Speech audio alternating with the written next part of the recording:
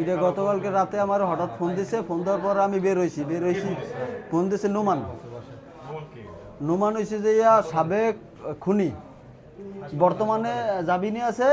তাই আপনার ফোন দিয়েছে পরে আমার মনের ভিতরে একটু ছিল, তাই আমি আর ভাই এবার আমাদের টুকিটাই কাজকর্ম করে তারে নিয়েই আমি বের হয়েছি। আমাদের কাজকর্ম করে, আমাদের ফ্যামিলির টুকিটাই কাজকর্ম যেগুলো আছে এগুলো করে। তাই এর নিয়ে বের হয়েছি। বের হওয়ার পরে আপনার ওই রাস্তা যখন ওই গাড়ি সামনে চলে গেছে, পরে আমি হাঁটতে হাঁটতে চাঁদনি রাত হাঁটতে হাঁটতে ওগো বাড়ির সামনে, এটা ওই জায়গাটার নাম কি, হ্যাঁ দুলাল কাকাগো বাড়ির পিছে ওই জায়গায় দাঁড়াইছি। দাঁড়ানোর পরে আমার একটা কাগজ দেখাইবে, আর কিসের কাগজ এত আমি কইতেরি না, কোন মেয়ে কি সালিশি আমি কইছি ভাই এগুলো আমি বুঝি না। এরপরে ওই জায়গায় দেখাইতে নিয়ে যখন আমার গাড়িতে দেখাইতে নিয়েছে, তখন পিছের থেকে লাথি দিয়ে আমার গাড়িতে ঢুকেছে। ঠিক আছে, আপনার এটা একটা এক্সকরোলা সাদা না, নাহলে হাইস হবে, সাদা হবে, সাদা সাদা গাড়ি। তাই ঢুকাইছে। ঢুকানোর পরে আমি যে ডাক দিমু, ভালো করে ডাকও দিতে পারি নাই। আমি যখন লাথি দিছে তখন আমি গাড়ির দরজা ধরছি। দরজা আরেকজন আবার সাকিব নামের একটা ছেলে আছে, বিরিশ খলিল কাকার ছেলে, ও আমার গলায় দাও ধরছে। ঠিক আছে, ভিতরে এর মুখে দাপ করে যে ডাক দিবি না। ঠিক আছে, তাই আমি আর ওইরকম বেশি ডাকাটাই করতে পারিনি, কারণ এগুলো তো আসলে খারাপ, নেশাখোর। এরা তো মনে করেন আপনার ওই যখন যা মন চায় তাই করতে পারে। তা আমি আর নিজের নিরাপত্তা চিন্তা করে বড় জোরে ডাক দিতে পারি না, ডাকাডাকি হেরা করছে। তাই এই অবস্থায় গাড়ি স্টার্ট দিয়া আমারে লয়ে গেছে। তারপরে এটা 11:30টার দিকে হবে, তাই না? 11:30টার দিকে হবে।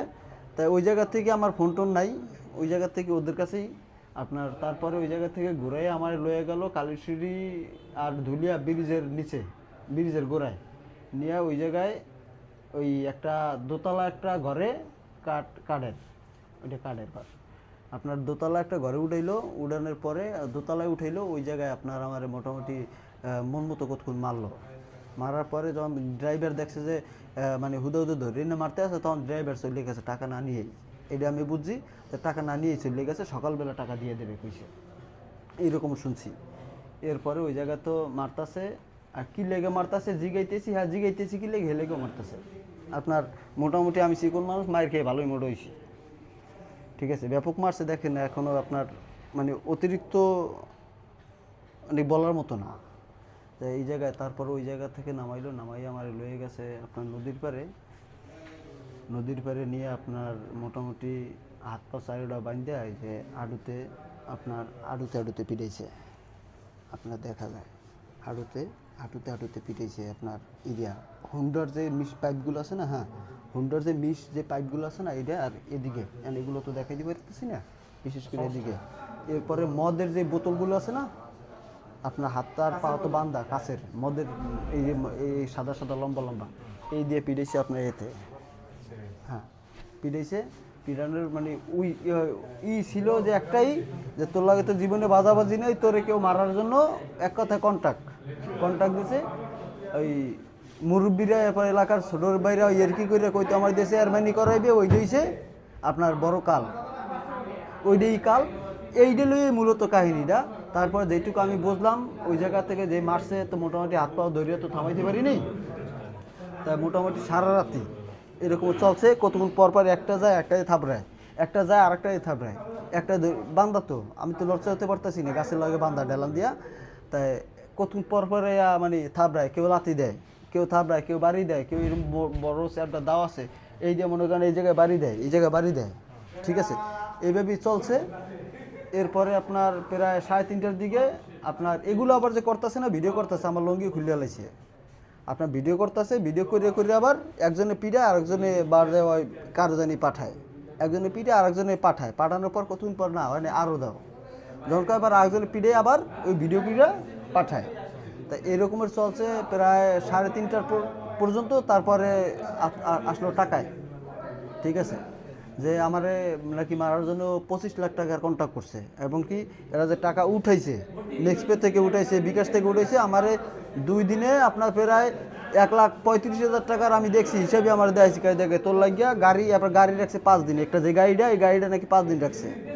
ঠিক আছে, যে এই মিলে আর 25 লাখ টাকার কন্ট্রাক্টে তোর তো আর তুই তো বাঁচবি না, তাই শেষ পর্যন্ত আফসোস যাতে না থাকে এই জন্য আমারে শুনাইলো, এটা বলছে।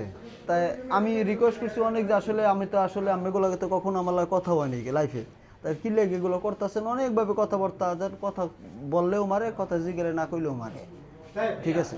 তা আল্লাহ হেফাজত করছে।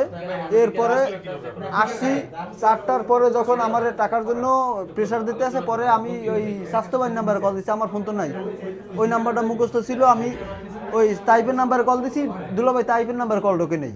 তারপরে তাই টাকাও পাবি কই রাত্রে, পরে দিলাম রবুলের কল দিলাম, তা ওরা তো এদিকে এত কিছু চলতেছে তার আমি জানি না। রবুলের কল দিছি, কল দিয়ে কইছি দ্রুত টাকা পাঠা, ঠিক আছে।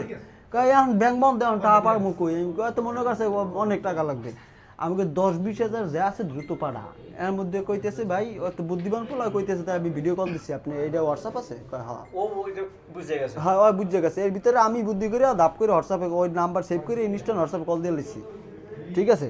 কল দিয়ে এবার আমি আবার ওই যে কই যে মারিয়া তো হলাইবি, তা আমি দাপ করে মনে করেন যে লগে নোমান নিয়ে আসলে আমি ওরা নোমানের দেয়া হেলাইছি যে আমার মারিয়া লাইলে মাল এইটা, ঠিক আছে। তা আমি ওরা দেয়া হেলাইছি। এরপরে ওই বুঝে গেছে যে কাম তো ঘরছে, ওখানে তো আমি এক সাক্ষী তো রাখিয়ে গেছে, এখানে ভিডিও কলে দেয়া হেলাইছে। এইবার আমি কইলাম যে ওখানে যে দ্রুত টাকা পাঠা, দ্রুত। তাই ও ওই সময় ওই অগলা কত 10,000 টাকা পাঠাইতে পারছে। এরপর আর ছিল না, নগদের না বিকাশে ছিল, ওই 10,000 টাকা পাঠাইছে।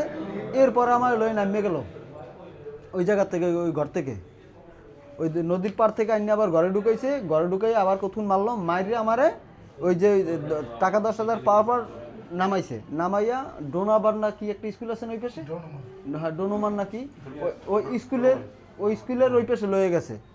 তো গেছে এই অবস্থা, ওরাও আসলে টুকিটাকি জানিয়ে গেছে যে এটা ফেসবুকে মোটামুটি ভাইরাল ব্যাপারটা, আর প্রশাসনের এই করতেছে। এখন মোটামুটি ওরা টেনশনে পড়ে গেছে, ওই দুইজনে আমার পাশে থাকে আর দুইজনে কথা কয়েছে ফোনে, আল্লাহ আল্লাহ কথা কেন কেল্লা কী কয় তার কইতে নেই দূরে দূরে। তো হঠাৎ করে মনে করেন আপনার সম্পূর্ণ ক্লিয়ার, ওই নোমান চলে যাইবে, চলে যাওয়ার পরে চলে যাইবে, এই কমে যাইবে, বলা যাবে এরকম কথা কইতেছে। এমন অবস্থায় একটা ফোন আইলো যে তোমরা অবস্থা পারবে না, ওরে খাইয়ে দাও, ঠিক আছে। তা আমি তো এই জায়গায় দাঁড়িয়ে রয়েছি, কিন্তু ওখানে ফোনে কী কইতেছে আমার তো খেয়াল ওদিকে, ঠিক আছে, কারণ আমার তো বাস্তবই। তাই আমি এগুলো জানি নাও কি না জানার করে আমি যে এগুলো কিছু বুঝি না, আমি জানি না, আমি হাসি ঠাট্টার ভিতরে ছিলাম, যাতে কি যে এগুলো যে আসলে আমি বুঝতে পারতাছি, এগুলো যারা না বুঝে। ওই জায়গা থেকে একটা অটো আইলো, এক লোক, এই অটোওয়ালারে আপনার কইলো যে আমার টাইনে আবার গাড়িতে উঠাইলো, অটোতে উঠাইলো। আমি গেলাম, যাওয়ার পরে ওই যে ভাঙ্গা ব্রিজটা আছে না পুরোটা, ওই দিয়া মডের দিকে ঢুকাইলো। তা ওই সময় প্রায় ফজরের আগে আগে, এখন আমি শুধু আল্লাহ আল্লাহ কইতেছি, আল্লাহ একটু ফজর আজানটা দিতে, আজানটা দিলে 2-1 মানুষ উঠবে, ঠিক আছে। যখন 2-1 মানুষ উঠবে তখন মনে করেন আমি যদি একটা ডাকচিক দিই তাহলে মানুষ শুনবে।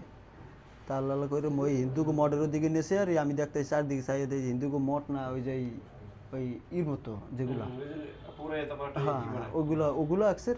এরপরে দেখতেছি দাও, 3জন হাতে 3টা দাও বড় বড়, আপনার একজন হাতে লাঠি, ওই পাইপ, একটা পাইপ আপনার স্টিলের একটা পাইপ, 3জন হাতে 3টা দাও। তাই এখন ওই আমি তো খালি আল্লাহ আল্লাহ করতেছি, একটু ফজর আজান দিত, আর একটু কেমনে ওগর একটু সামনে লাইতে আমি একটু পিছে যাইতেরি।